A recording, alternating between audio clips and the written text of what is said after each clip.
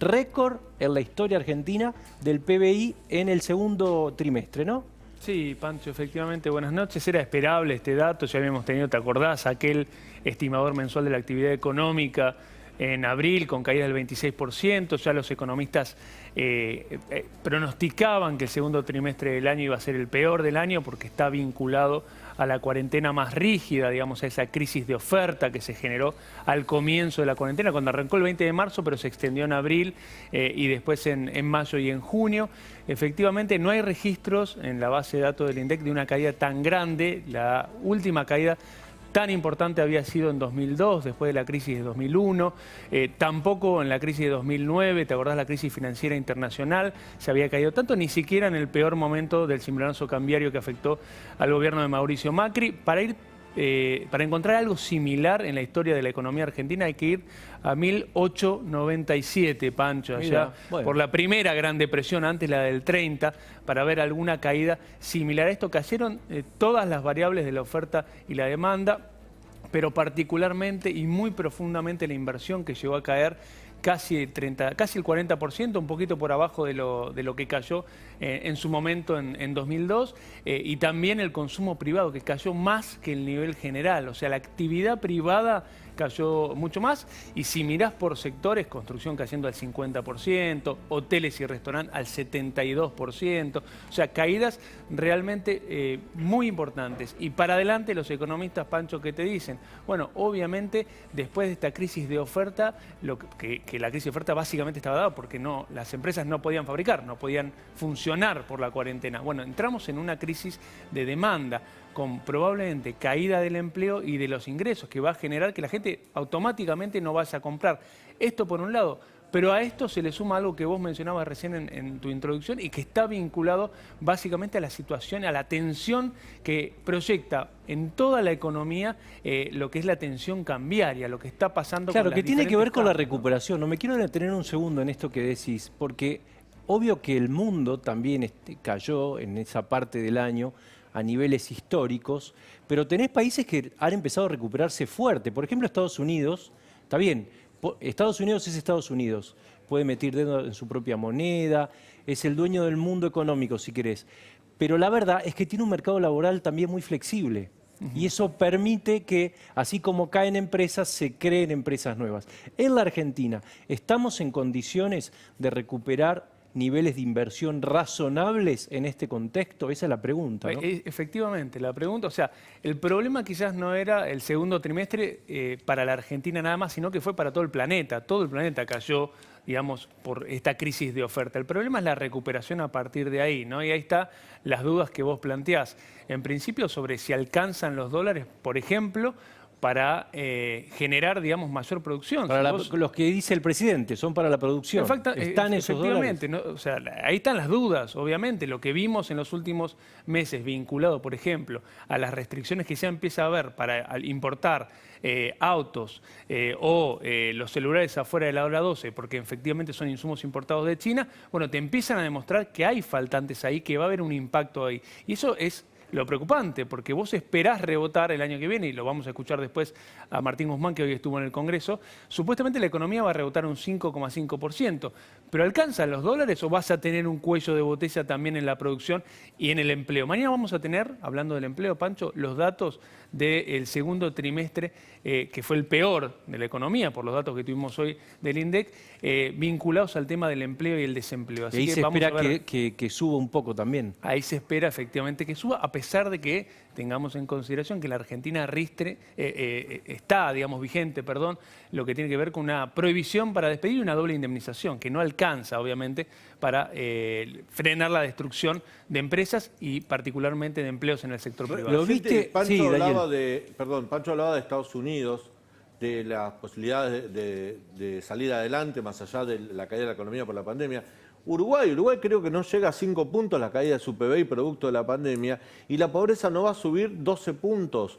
Es decir, Uruguay de alguna manera sobrellevó mucho mejor esta crisis que nosotros, siendo en términos reales un país más rico. Bueno, vos tuviste una cuarentena más extendida probablemente que Uruguay, que muchos otros países, sí. Y venís de 2 años de estanflación, o sea, venís de un nivel incluso inferior en la economía, más allá de las idas y venidas, es decir, los estancamientos en los últimos años, y encima te faltan dólares, y si querés a eso sumale que se están dando señales desde el propio Estado que pone en duda sobre el sector privado. Digo, la salida de Falabella, por ejemplo, la decisión de Falabella de irse, que proyecta en el horizonte. Y bueno, básicamente que vos no le vas a habilitar el negocio, digamos. Si Falabella vendía ropa importada, sabés que no lo va a poder hacer. En algún momento de la tarde, decía yo recién, pensamos que no se iba a poder comprar dólares hasta octubre. Por lo menos eso fue el comunicados de los bancos, ¿no? Está cerca todavía, Pancho. Mirá que yo acabo de hablar recién ¿Y qué te dicen? Acabo de hablar recién con gente de los bancos y lo que me dicen es que todavía van a esperar. Vos sabés que el Banco Central acaba de sacar un comunicado donde dice que llegó a un acuerdo con la ANSES para que la ANSES pase una base de datos que tiene sobre aquellos que cobran planes sociales, que de alguna manera va a facilitar la mejora de los sistemas de los bancos hoy para que se pueda volver a vender dólar ahorro. Eso por un lado. Y después vuelven las transferencias entre cuentas, que era algo que el Banco Central había prohibido. Yo te tengo que transferir a vos, Pancho, no sé, $2.000, lo hacía a través de una transferencia. Bueno, el Banco Central prohibió la transferencia de dólares entre diferentes ahorristas. Y lo que produjo de alguna manera es que si yo te tenía que transferir esos $2.000, fuera al banco, lo sacara y después te los diera a la mano, en vez de volver a depositarlo, digo, por la duda me los dejo afuera del sistema. Bueno, lo que dicen en los bancos por ahora es que el dólar ahorro volvería todavía en octubre. Es más, dice, como más rápido, más rápido el viernes. Como más rápido. ¿El viernes de esta semana? El viernes de esta semana. Bueno, no es... Como más rápido si efectivamente llega a esa base de datos. Lo que hay, obviamente, en el medio es que esta descoordinación entre el ANSES, el Ministerio de Economía y el Banco Central y los diferentes actores del equipo económico del gobierno, es que empezaron a generar una psicosis, obviamente, empezaron a generar susto y lo que podemos empezar a ver, y esto en los bancos ya te lo están diciendo, es algunos retiros preventivos. Nada que uno diga pueda generar una emergencia en el sistema bancario. Esto efectivamente hoy no está arriba de la mesa, pero sí algunos que se asustan y dicen, che, yo por las dudas saco turno y qué sé yo, saco los dólares. ¿Viste? Bueno, y ahí, vos que hablás con Guzmán, estuviste la semana pasada con él, viste que Guzmán, yo trataba de centrarme en la cara y los gestos hoy, no se le nota por lo menos si está muy preocupado, ¿o sí? No se le nota. Yo particularmente siempre mantiene bastante el tono. En eso me hace acordar un poco a la Kunza, ¿no? Que son monocordes de alguna manera, y que le toca gestionar siempre una papa caliente, ¿no? Porque la economía argentina, sobre todo hoy en tiempos de pandemia y con perspectivas excelentes que no son muy alentadoras, obviamente son muy difíciles. Avísenme si tienen el tape de Guzmán hoy, hablando con Massa. Sí, tenés el de... Dale, ponelo que quiero analizarlo, a ver con Francisco. Ah, bueno, sí, tranquilo. Lo que guste, sí, tranquilo. Yo también puedo salasear hasta que esté.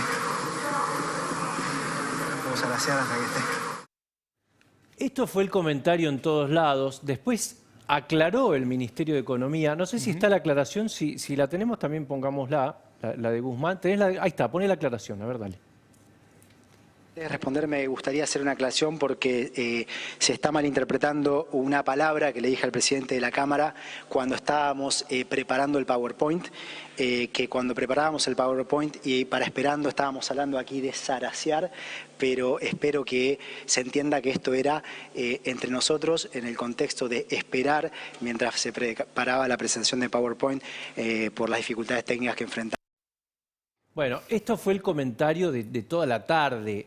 A mí me da la impresión de que es efectivamente lo que ocurrió, lo que está diciendo Francisco. Sí, se le acercaron, lo que me cuentan a mí en el Ministerio de Economía es que se le acercaron a Massa y a Guzmán, algunos ayudantes que estaban así poniendo el PowerPoint, los slides, digamos, para presentar algunos detalles del presupuesto. Dijeron, mira, no está funcionando, y ahí es cuando surgió este comentario supuestamente pensando que los micrófonos estaban apagados con la palabra, bueno, de zarasear, ¿no? Pero ¿por qué el comentario? En realidad es porque resulta metafórico de la crítica que le hacen algunos legisladores de la oposición al presupuesto, ¿no? Sí, que es lo que Guzmán iba a presentar hoy. Exactamente. Bueno, algunos no le creen a alguno de los presupuestos que bueno, que son las críticas obvias que se le hacen. La gran duda está en lo que es la proyección de la inflación, Pancho, particularmente, que es este 29% que proyecta para el año que viene de inflación, o sea, una desaceleración teniendo en cuenta la inflación que vamos a tener este año. Y un dólar a 101, ¿no? Y un dólar, sí, a 101, pesos, un dólar sí. oficial, que Claro. hoy ya no lo conseguís. Estamos hablando de aquel que está para las transacciones comerciales, pero la inflación básicamente porque tiene una diferencia con lo que proyectan los economistas privados de 20 puntos de diferencia, ¿no? Y ahí lo que está en el medio es si el gobierno aguanta o no aguanta, digamos, sin una devaluación, y si le alcanzan o no le alcanzan las reservas. Ese es el detalle que está en el medio. Perdóname, Sí. porque el especialista acá es Fran Juegue, pero me dio la impresión que donde se vio la debilidad del gobierno, la falta de un plan, de un camino, de la previsibilidad, se vio hoy en el discurso, no sé si lo pudieron verlo, de Alberto Fernández, el presidente, ante las Naciones Unidas. Fue un discurso donde Argentina se enroló varias veces detrás de la exposición del Papa Francisco. Bueno, se habló de la soberanía de Malvinas, después se habló de ratificar la política para esclarecer el caso Lamia.